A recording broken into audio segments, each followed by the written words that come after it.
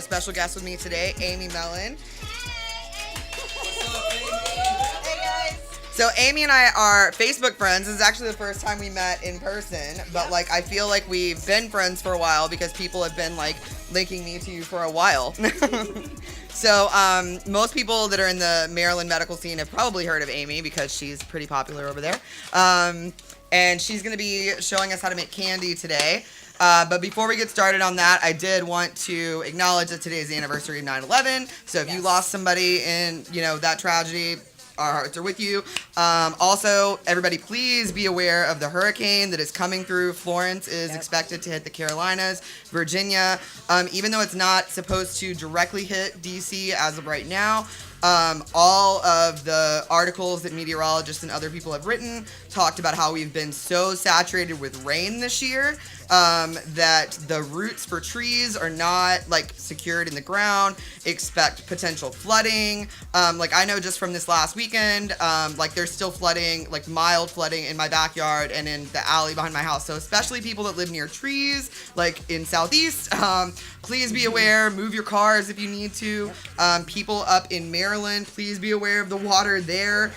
If you only get meds from a dispensary or not, however you obtain your medication, stock up now. I cannot, stress this enough. Last time after Harvey, I saw people posting memes of the best weed man ever who was rolling through the hurricane water, making deliveries. That's probably not going to happen for you. So you need to be prepared.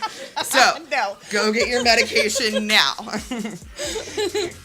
Not going to happen in Maryland. Yeah, no. I hit I'm a medical patient in Maryland. So I hit the dispensary yesterday, got in on some sales, and I will hit them again tomorrow before the storm's supposed to hit. And so, not everybody can do that. I just happen to have been able to do it budget-wise, but, as a medical patient, you got to do what you got to do.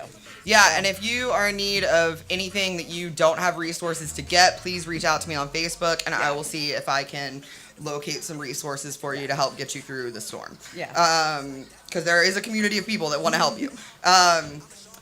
Let's see. So today you are famous for your hot mess suckies, which we have a little picture of. I'm going to show on this side camera. Yes, those. I am actually a patient from Oregon. I moved to Maryland just 2 years ago, next month. And we didn't have dispensaries here yet, so I had to figure out how I was going to medicate.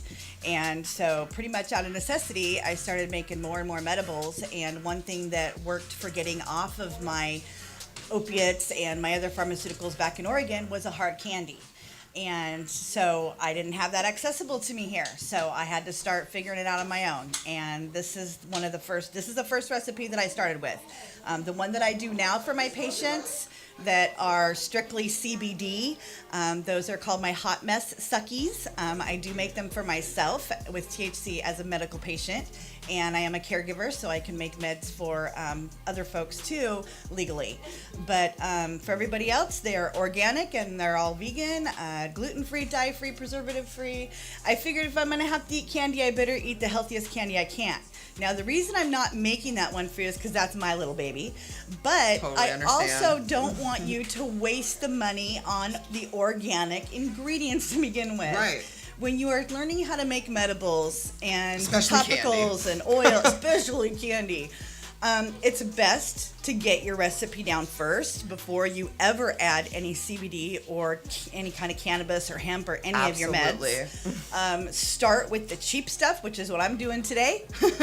And then once you have figured out your process and you've gotten it down pat, then you can start adding your meds, and that's really the best way to do it. So we do want to do a giveaway today. If you have, do you have the thing? I do. You? So Amy brought some stuff to give away. So what we're gonna do is this is a swag bag from the Cannabis Science Conference from Portland, Oregon. Shout out to Joshua Crosney from Baltimore. He is actually, that's his conference, and I shared my story. So I've got a whole bunch of decals in here. I've got a stash jar. I've got a t-shirt from White Label, which is one of my favorite concentrates back in Oregon. So lots of just really cool, nice love stuff in here from the West Coast to the East Coast. Yay! So what we're going to do is we're going to ask you to comment on the video that's live on Facebook. It's on WLVS Radio. You can go to that Facebook page. I'm assuming that that's who you're watching through, but if you're watching on Amy's feed, go to WLVS Radio's Facebook page and just comment on the video. Doesn't have to be right now, and we will draw a winner tomorrow morning. Sure. Does that sound good? That works. Yeah, and then we'll schedule a pickup for you to come in and pick it up. So thank you so much for bringing this out. My partner went to the High Times Cannabis Cup in Michigan a few months back, and we did a giveaway on our Instagram of some swag from there. So like, I think the swag is the best part of events. Yes. You want me to go all the way up? Let's go about 3/4 of the way. Okay. So I actually just made candy for the very first time, like hard candy, a couple of weeks ago. And how did it go? So the first batch that I made tasted terrible. I've eaten so many batches of burnt candy, you But guys. it was, well, I think it's because of the flavor that I used. I used like a berry flavor, and I used tincture instead of any water or other liquid. Oh, yeah. So it basically just tasted like cough syrup, but they were really strong and like were wonderful. And so then I did a second batch, and I did like a lemon flavor, and I found that was like really, really good. But they melt if they get out in the heat. So yeah, you do have to be careful with any kind of hard candy when it comes to the weather, whether it's infused or not. Yeah. And then when you decide to go organic and vegan and start using products that don't have a ton of preservatives in it to keep it shelf safe, then you're going to really encounter challenges. So if that's something that you decide to do, to move to the organic ingredients, you'll definitely have to take some other precautions. Make sure that you keep them in a cool, dark area. You always want to keep hard candies in an airtight container. I use these little buggers too. These are the little silica Stay Fresh gel packs. Those work really good too to help absorb some of the moisture. Yeah. Interesting. Yeah. So you just Very you good end up, to know. you find it. So you yeah, know, you candy work is it new out. for me. I've been doing chocolates for a while now, and I love doing infused chocolate. I have a very similar story to you as far as not having access to a dispensary and learning how to make my own edibles, because I was initially coming up to DC from Virginia. As a underground medical patient basically, but I was spending so much money on edibles from other people, and then I was like, why can't I just learn how to do this myself? So I did, and then I eventually ended up uprooting my life and moving up here so that I could do this without worrying about going to prison for medicating. That's what happened. People wonder how those of us that are in the industry got that way. Typically it's because we are patients, or we have some sort of a medical need, or we have a family member that has a medical need. And then, like she said, she couldn't afford to keep buying her stuff. Back in Oregon, I was spending $1,500 a month in dispensaries for my meds. Yeah. So it was as much as my rent was, we were paying that for meds. Yep. And we went into debt over $15,000 in less than a year.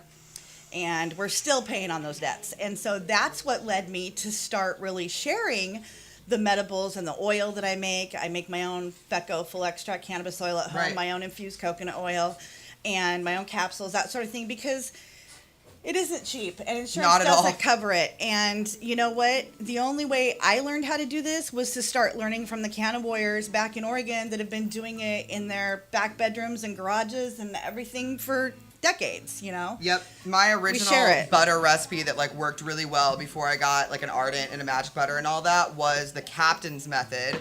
It's from the Dude Grows Show website, but the Captain, have you ever watched the Dude Grows Show?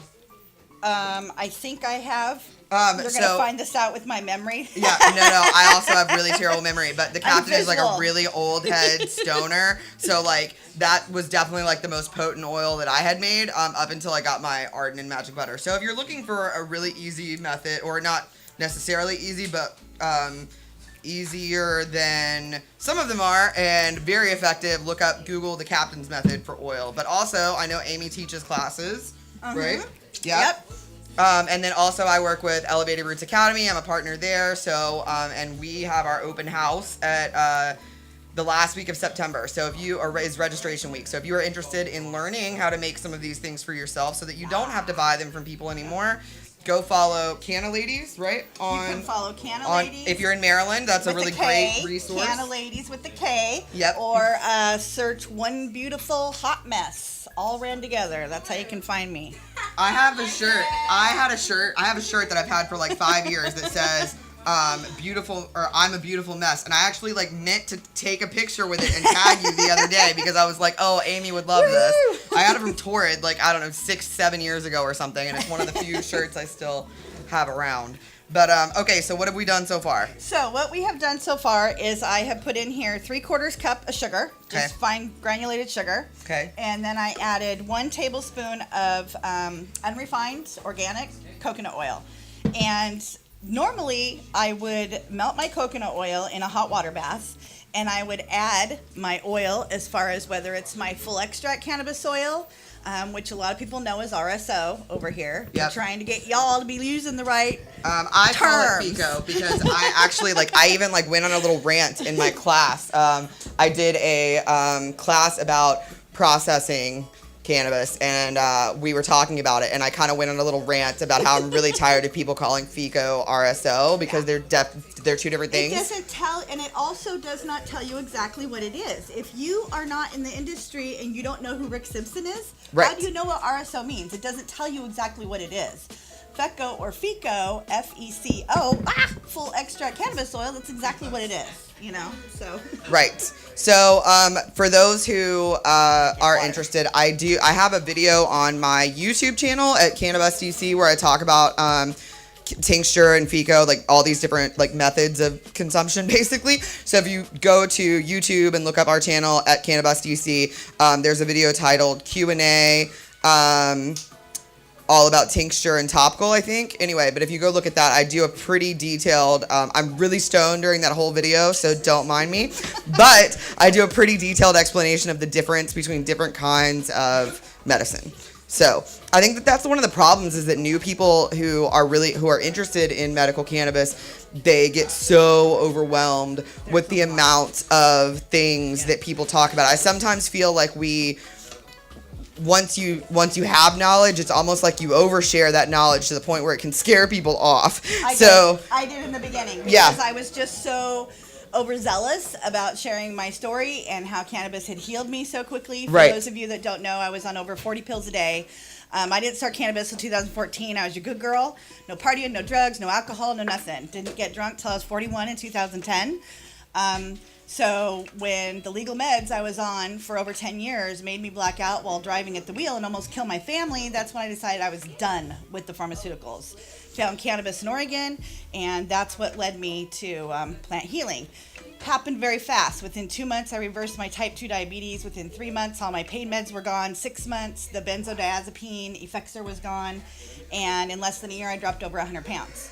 So that's an amazing story. Yeah, it's crazy. It's crazy what cannabis can do. And so, I just started sharing. And the more you get out there and the more you are involved in the community, the more folks that you network with and the more posts you see and the more patients sharing their stories, the more you will learn to find your pace. Yes. No, for sure. And I actually probably should do a long video on either YouTube or Facebook or something and really talk about my health journey because I sort of have briefly talked about it, but I've never really gone into the details of exactly what all my different diagnoses are and all of those things. But the big one that I'll say is that I was taking somewhere between 30 and 50 milligrams of opiates a day in Virginia. I didn't have insurance and still don't, and all of that was coming out of pocket. I was broke. I couldn't work. My doctor wasn't going to let me work. I was taking a whole bunch of other meds. I still take quite a few meds that are just that I have no shame about taking, but I'm no longer taking opiates. I have officially kicked the benzos. I pretty much just had those as what's the word, PRN, as needed. And then after 4 months of not taking them but still getting the script filled, I was like, well, I don't think I need these anymore. So I just went ahead and canceled it. Part of my anxiety of knowing that I at least have them makes me feel better. I still admit that, even as an herbalist who is super passionate about natural medicine, still knowing that that bottle of pills is there somewhere in case I need it, I can cut the anxiety just knowing that it's there. So, I think that a lot of people that take meds feel shamed if they don't come off of all of them. And so I think there's a balance because I don't think anybody wants to tell somebody, like, if you need insulin, nobody's going to be like, oh, well, you need to stop taking your insulin and start smoking weed. Like, nobody with their right mind would ever tell you that. That's right. So there's a balance, but there are a lot of people that could significantly cut, if not eliminate, at the very minimum, the narcotics that they're taking. Not necessarily, like, nobody's telling you to stop taking your birth control or whatever the hell else you need. But, at the very minimum could cut it. But it's unfortunate that, like, in so many states, people can't even try. That's true. And that's one thing that I actually say is I'm not against pharmaceuticals. Where my problem comes into is when you have more side effects that are outweighing the benefits that your doctor originally put you on that medication for. Absolutely. When you've got 4 and 5 side effects for that one benefit or maybe 2 benefits that it's giving you, and if that's not a total life-changing benefit, then I suggest you talk to your doctor. Yes. And, there is no shame. Everybody's body's different. Everybody's journey is different. Nobody has the right to judge what you are going through. They're not walking through your shoes. Exactly. I have people judge my journey all the time. And tell those people to kiss your ass. So they're not the ones pulling your ass out of bed every day and making you put one foot in front of the other, right? So I'm actually on meds. I am still on Wellbutrin. I can't get off of that last one for the life of me yet. I've cut down on it, but I still can't get off of it. Then I have a pacemaker that I got on 420 last year. Yep. All the meds did damage to my heart. So here I was in Maryland. Actually, I was driving back from DC and I started passing out at the wheel. And that's when I said, okay, call AAA, come tow my Titan, take me to the hospital. They hook me up to an EKG, and in less than 30 seconds, I'm told I need a pacemaker. That's terrible. Now I'm on a cholesterol medication that I didn't need before. And my cholesterol is fine, but they just want to do it as a precaution. Right. And I pitched a fit about that like crazy, and then they sat down and explained everything to me, so I'm okay with that.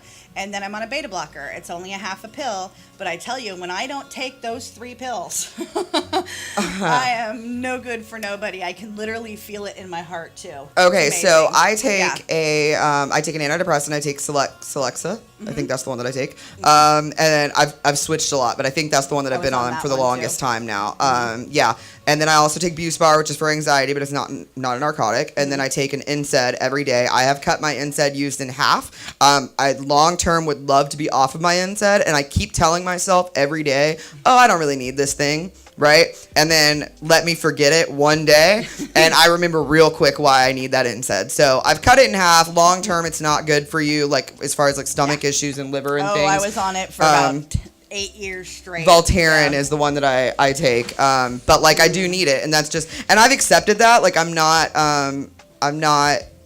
I have no shame about my journey, as you know what I mean, as far as like my medical use and all of those things go. And people are going to find a way to judge you no matter what. They're going to find a way to judge you for using cannabis, for not using cannabis, for using opiates, for not using opiates. Like people are always going to have an opinion. So what are we doing now? Okay, so I put in here 3/4 cups of sugar. Okay. And then I added 3 ounces of corn syrup. Okay. And like I said, I added a tablespoon of the unrefined virgin coconut oil. Okay. And typically that is what you're going to put either your CBD isolate in or your FECO, or as a lot of people here call it, RSO. You need to be putting your cannabis oil into a carrier oil in order to bind it. And once you've bound it together and you got it mixed in really good, I toss that in with the sugar, mix it in real good. Then actually I put my corn syrup in. I find that it works much better when you're heating it up if you bind your cannabis, and whether it's THC, CBD, whatever, okay, cannabis, hemp, whatever you're using. Bind it with your coconut oil first. Add it to your white sugar, stir that, adding your corn syrup, and then you add a half a cup of water, and that's it. So if you have infused coconut oil, like you would make butter or something, can somebody use that instead of FECO? Yes, that's how I actually make my THC meds. Okay. Is I use both my infused coconut oil and my homemade FECO. That you, girl after my own heart. So yeah, all of my meds, my personal meds are usually double and triple infused because I want to get as much meds in the smallest amount that I can get. Yep. Although, I think also because I do a lot of micro dosing, and so All for me, day. having really, really strong meds makes it easier for me because I can take then I feel way less guilty about having that like small piece of candy or whatever because I'm getting like way more meds into it. Whereas if I've made microdose meds before where it's like each one is only like 2 or 3 milligrams, and it just doesn't do the same for me, and then I end up eating like 4 or 5 of them, and then I feel bad because I ate 4 or 5 pieces of candy, whereas if I would have just made stronger, you know, chocolates or whatever it is. I saw somebody on your live feed said that NSAIDs were bad for the gut biome. I did a whole class on like the microbiology of the gut biome and 100% agree with you, which is why I'm trying to cut them down. But as of right now, my body is not having it. And I do lots of plant anti-inflammatories. So if you're interested in other plant anti-inflammatories besides cannabis, turmeric is really good, ginger is really good. There's several others, but those are the 2 that are easiest to find at almost any store. So those are the 2 that I recommend people starting with. So if you're trying to get like your inflammation down and cut down on your NSAIDs, talk to your doctor. But I also strongly recommend that you include turmeric and ginger into your diet. Now, I'll let you know real quick, I did add a small package of Jell-O. And if you hit Walmart, they do have some Jolly Rancher flavors. So today we're doing green apple. And like I said, this is the beginning recipe to start with. And then you can kind of play with it from there. Do what's going to work for you. So far everything's been gluten-free, but those would not be vegan then. No, they would not. Yeah, but otherwise, for vegan people, you can find vegan Jell-O at Whole Foods and a few other places that's done with, I think, agar and or fruit pectin. Yeah.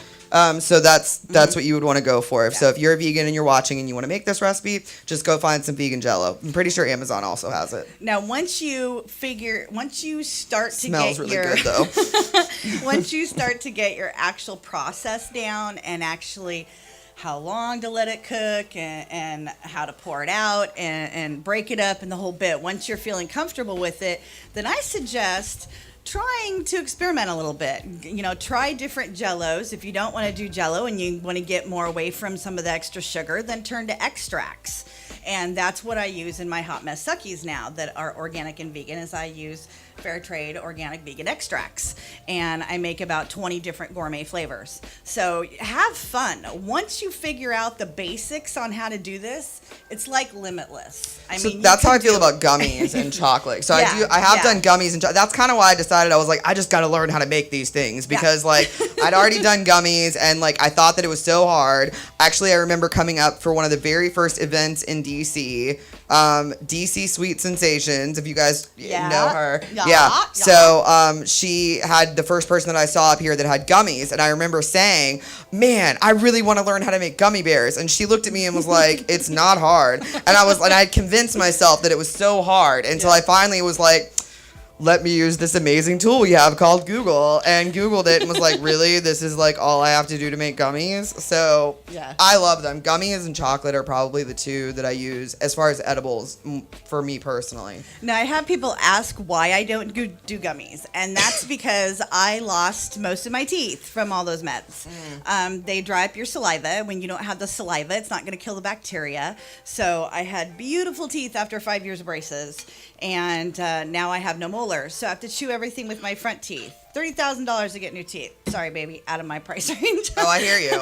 So gummies, I look like an idiot doing this thing. I look like a damn chipmunk all the time.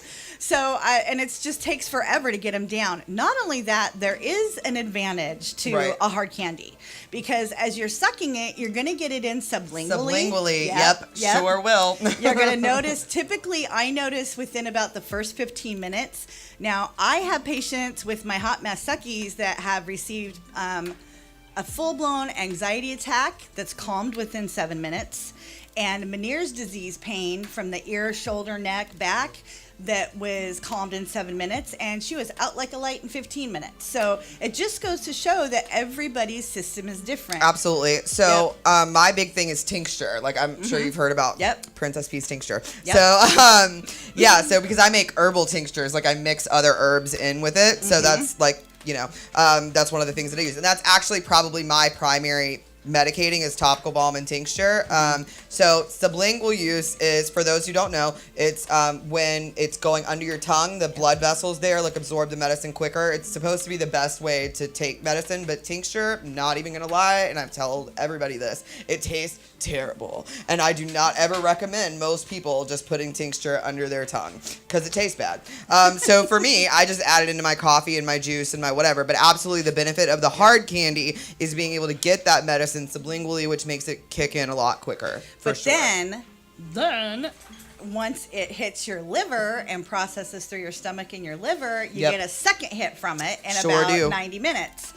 And everybody's different depending on what your metabolism is like. So some people, it'll hit them in 60 minutes, some are 90 minutes. So it just depends. But that's what I like about having my hard candies. And the stronger I can make them, the least I have to eat. But I typically, for myself and my personal meds, I make mine about 15 to 20 milligrams a piece, my THC ones. Right. My CBD, straight CBD ones that I make average about 10 milligrams a piece. Okay. So, and everybody just needs to find the titration that works for them. So I find I'm actually kind of a lightweight, which people are usually surprised about. But my saturation point for any kind of like, oral consumption, so any kind of candy or edible or tincture or anything like that, is roughly like 30 milligrams. That's like my saturation point. That's like I'm super done. I gotta go take a nap. Like that's around there. And it's not that I haven't had more than that. I definitely have, because I'm an idiot and I mess up my math on the regular. And if you're in my private group, you've probably laughed at me more than once when I've come back and been like, so these things that I thought were 50 milligrams are actually closer to like 150 because I can't do math. Actually, valid reason. I have dyscalculia, which is like a dyslexia for numbers, basically. So like I'm pretty notorious for like not getting somebody else to double check my numbers and messing up. So I've definitely had more, but it just makes me go straight to sleep. So I find that like a 10 to 15 milligram dose is really good for me. Yeah, and see, it takes a lot more to keep my conditions quiet. I also have tics that are left from the years of pharmaceuticals. I have an eye tic, a facial tic, and a shoulder tic. And so let's talk terpenes. What are terpenes? So I taught a whole class on terpenes, but essentially they're the plant resin, and they are on the plant resin. I'm a little stoned right now, so don't mind my... They are the oils in the beautiful trichomes. Yes. So they are in almost every plant. Like they're not just in cannabis. So that's actually like how a lot of our... It's really interesting because herbalists have been saying that certain things work for certain things for a very long time. So a good example would be thyme. So herbalists have been saying herbalist is a fairly new term in the sense that 100 years ago it was just, doctors, nurses, medicine people, everybody that did any kind of healthcare. So the herbalist is kind of a fairly new term. But anyway, plant medicine is the most practiced type of medicine in the world historically. So thyme is something that's been used for a really long time for pain. And we've been saying that for a long time, and people tend to write off plant medicine as not being a real thing. And now, and the reason that thyme works so well is because thyme is very high in myrcene. Myrcene is one of the terpenes in cannabis that helps with sedation, pain.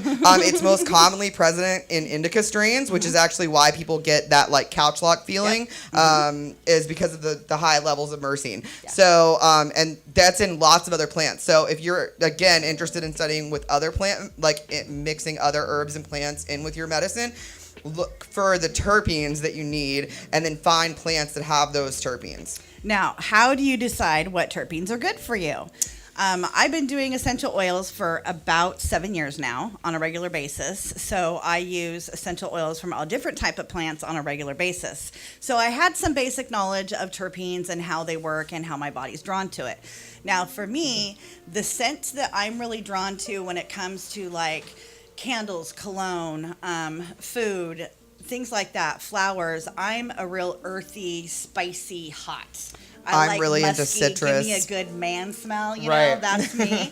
So that's why I'm going to go more for your earthy terps. Right. So the ones that actually bug me and send my anxieties or my tics or are too stimulating for me, myself, are limonene, pinene, Interesting. terminolene. Yeah, It's so interesting because the terpinolene. limonene is what calms my anxiety so much. But I have a theory about that. Different. But I have a legitimate theory about this, right? Because limonene is often present in what we would consider like sativa Most strains. sativas, Right, yes. right? Okay, so sativas for a Yeah. lot of the reason I have this theory, right? So like, do you have ADHD? Yes, I do. Okay, so I have ADHD, so maybe my theory isn't correct then.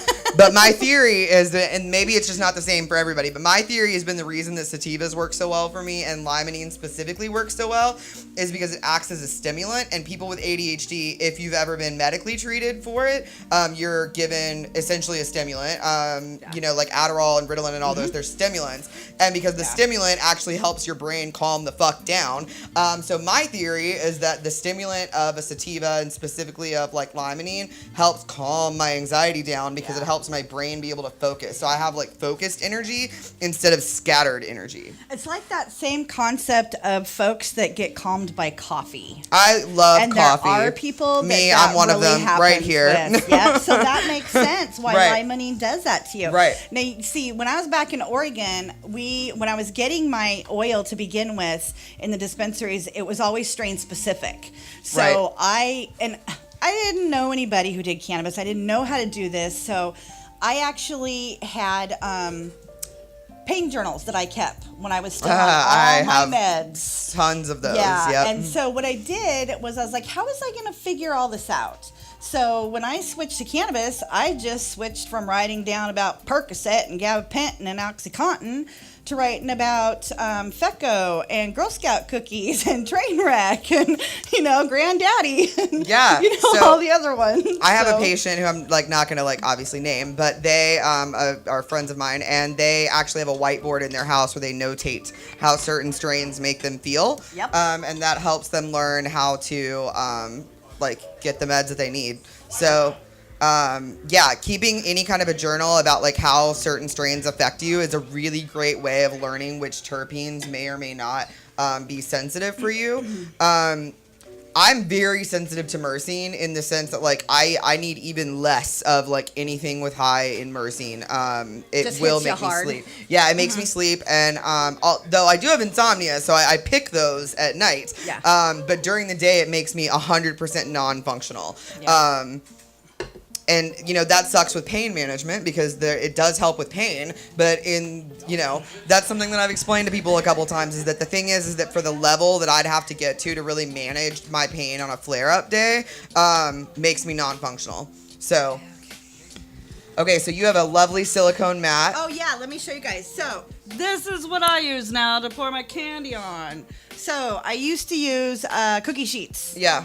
Pain in the ass. Yeah. Yeah, they stick. So get yourself some silicone mats. Totally. It is so much better. It's unbelievable. So DC Pharma, he has a show here every Monday from 9 to 10. He teaches all about organic growing, so be sure to check that out. He actually had a whole bunch of like random candy making stuff that he just gave me a big Tupperware of like sucker making sweetness. stuff and like gummy molds Nice. and like hard candy molds and like little cellophane wraps and all that stuff. So I've had it for a while, and that's another reason that I Marble, finally... right? Is this marble? No. I don't know if I want to actually... I didn't think about this. I don't know if I want to pour this heat on here. Because I don't know if it's going to do anything to your plastic. We are going to go to break while we locate something to pour this candy Give us on. a So we second will be here. right back. Jacob. Thanks, guys.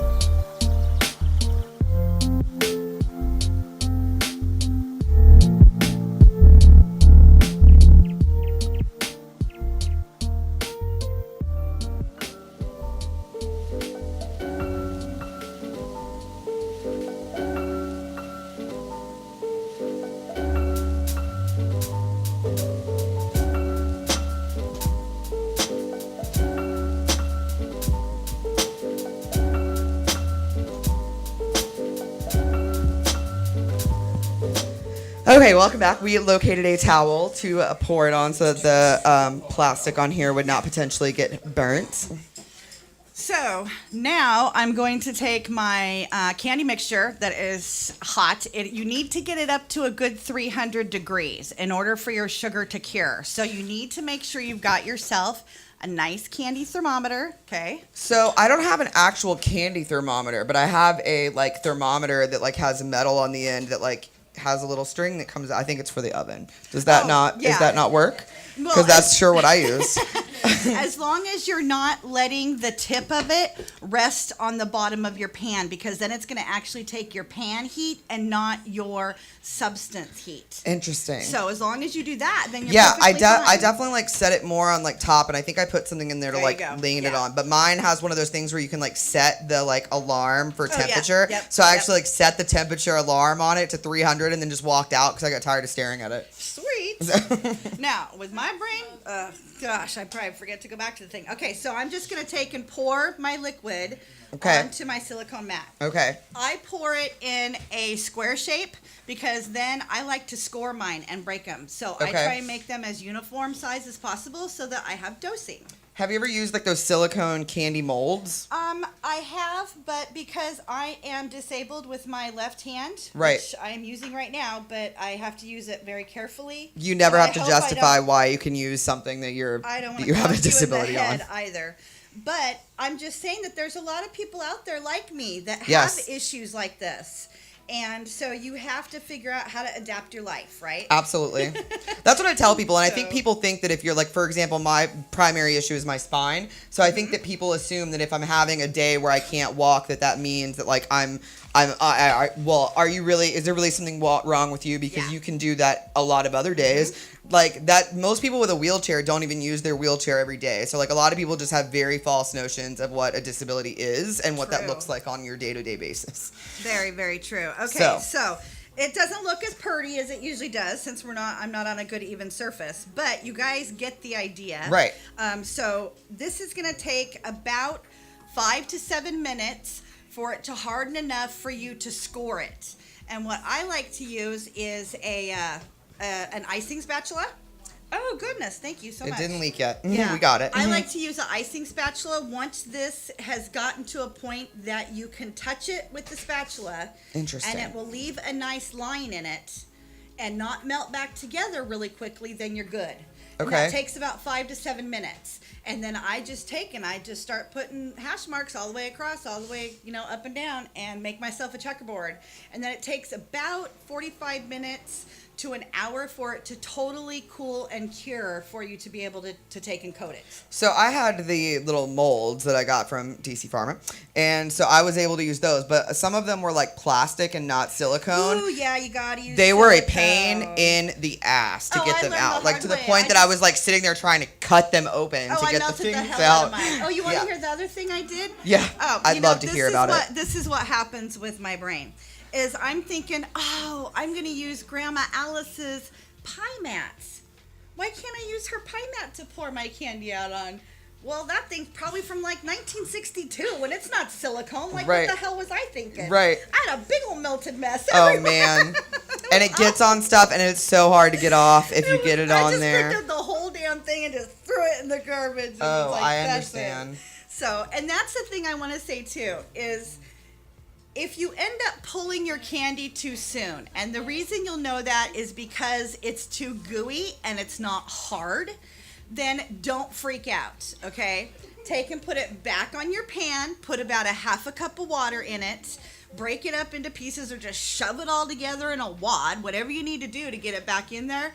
Reheat it slowly and get yourself back up to a 300 degrees again. Make sure your water is boiled off. The reason why we add water is so that it can absorb that extra heat. So your sugar solution isn't going to burn. Instead, the water will evaporate off and that will absorb your heat.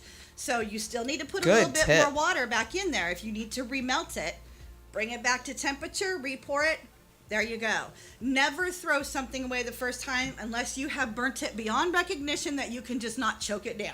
Right. That's I my mean, thing. I have eaten messed up edibles on many occasions. Oh, yeah. So You can't afford to throw it away. You can't afford Actually, fun story. So do you want to hear how I got good at candy making as far as chocolate? Yes, let's So I hear made it. a batch of brownies, right? So I have celiac disease. I cannot have gluten. It's not a choice. I would love to eat biscuits with you all day. But anyway, so I can't eat gluten. So I had tried this new brownie recipe. I tried it non-infused, worked great, right? So then I was like, well, let me go ahead and infuse it then. So I don't know what I did when I did it that time, but I think I used too much oil because it like was super greasy and like not really like holding well at all. It was basically like my brownies were melting. Yep. So here I go deciding like I'm not gonna throw away these brownies, right? So then I figured out, I was like, you know what? I'm about to ball these up into little bitty bites, and I'm gonna dip them in chocolate, and we're gonna call it a truffle. Nice. And I sure did. And so I learned how to melt chocolate, and then I was like, I could totally infuse this chocolate. This is not hard at all. And so that's sort of what led me into like infusing chocolate, was actually a cooking mishap. But they turned out great in little truffles. So yeah, anybody who's ever had me make truffles for them, that's how I started making truffles, was my brownie mishap. I did brownies really bad one day, and it was in our temporary apartment when we first moved to Maryland. Yeah. And so they use it a lot for like corporate overnighters and, you know, monthly stays. Right. You know, not the highest quality of stuff. So Right. the oven wasn't the best. Right. They were so hard. What I ended up doing was putting the brownies into my food processor, and I made brownie crumble to put on top of ice cream. I mean, I would eat it, so, you know. I didn't want to waste it, you know. I'm a budget med person. Same. I'm from payday to payday, week to week, you guys. People think that because, like, people know who we are, like, or whatever, that you must just be rolling in money. Let me reassure you that is not true. I'm not making any money, really, what I'm doing, so. No, if I was rolling in dough, I'd probably be living my best life on an island somewhere. And we don't have companies donating a bunch of stuff to us either. So. No, not at all. But if you're watching the show and you would Yes. like to sponsor one of us, please feel free to reach out to me. Oh yeah. So we will never turn down the sponsorships, but unfortunately they just don't come our way. Anything to do with cannabis, and people just run the opposite direction. I do have one that's a topical from back in Washington that is a sponsor for me, Kush Cream. So I'm very thankful for that. They're a cannabis company, though, right? Yeah, they are hemp, and they I've heard of this. Oh, incredible topical! I tried 12 different topicals back on the West Coast before I found one that worked for me. I should have brought one of mine for you. Yeah, you should have. That's okay. I'll get it from you. Yeah. So I want to show you guys what I'm doing here. I went ahead and made a batch of candy at home before I came here because I wanted you guys to see what it looks like after it's cooled, scored, broken up, and now I'm going to coat it. Now, why do I coat it? Because candy sticks together, especially over here in the East and all this damn humidity that we have. I'm like sweating like crazy right now as is. We have to do something with it. And so a lot of folks either use cornstarch or powdered sugar. I've tried using cornstarch to cut out the sugar, and my patients don't want it. They want the powdered sugar. So just to give you an idea of, you know, everybody's a little bit different. So the first batch of candy that I did half powdered sugar, half cornstarch, Oh, did right? ya? Yeah, they were just bad. I mean, they worked really well, but they tasted terrible. But, I mean, I was high as a kite, so I really didn't care that they tasted bad. You know what I mean? But the second batch, the lemon batch that I did, I actually mixed powdered sugar with lemonade mix. And yum. sprinkled that on it, so they had this like kind of sweet and soury taste. It was so good. Anyway, so if you're making lemon flavored candy, use some lemonade mix in it too. It's delicious. It'll change your life. I made when I was back in Oregon, I needed to make some hot mess suckies for some friends while I was back there, my CBD ones, and didn't have all my usual extracts. So I went to see what I could find at the Whole Foods Market. And I found lemon, vanilla, and coconut. Mm-hmm. So I went home and made some lemon macaroon candy, and it was awesome. That sounds delicious. So what I've done is I just take and score mine, break it up by hand. So they're these little tiny squares. I don't know if you guys can even see that, but you can show it right here. Yeah, they're about 1 inch by 1 inch. A little bit less than that is what they are. There we go. And there we go. So that's what they look like. And I just put them in a bowl. So that's what I'm doing here. Then I'm going to coat them with a little bit of powdered sugar. And if you're wanting to do organic, there's organic powdered sugar too. It's cane sugar. So there's like literally organic everything out there these days, you guys. So give it a toss with a fork so that you're covering it all really well. There's even Just knocked it on the powdered floor. non-sugar, like that erythritol. Is that what it's called? Erythritol? Oh, are you talking about the one that starts with sugarless E. xylitol? Is Not xylitol, but there's that's another the one that's sugar-free. similar to that. Oh, yeah. that's actually It's sugar? similar to that, but they make a powdered one that's like powdered sugar, and it's like a sweetener, but it's not actually sugar. They have so many different ones out there now. It's crazy. So what I do is I like to use a wire. Get those at Dollar Tree. Strainer. Because I like to knock off as much of the powdered sugar as I can. Right. So I'm one of those where it's like, give me as little sugar as possible. I'm already addicted to sugar. I know that. I mean, I think most of us So, are. you Let's know, be real. I was allergic to milk as a kid. So at the age of 7, I'd go to school and every day they'd give me juice for lunch. My mom's allergic to Feed milk. your daughter juice. Feed her juice. So from the age of 7, I was like, liquid syrup all the time. So anyways, I just go ahead and pour it into here. I give it a few little shakes so it's rubbed around a little bit and it knocks off the extra sugar on it, and voila, you are done. Now, where are my, hold on a second here. Oh, where did my, here they are. Airtight containers. So make sure that you have enough airtight containers at home.